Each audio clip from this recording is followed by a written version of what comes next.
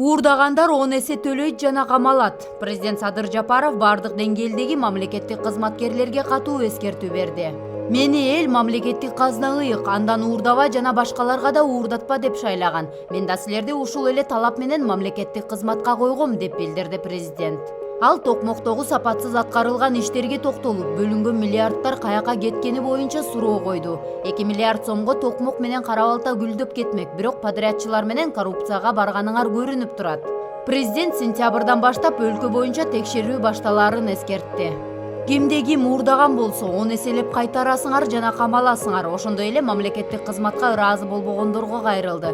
Эгер мамлекет төлөп берип жаткан эмгек акыга алымсынбай жатсаңар, бизнеске кеткиле. Ошол жактан табасыңар миллиондорду. Өз кайрылуусун ал кыска убакыттын ичинде өлкөбүздүн бардык тармактарын оңдоп, түбөлүктүү келечегибизди түзүп алалы, ушуга жан үргүлө деп жыйынтыктады.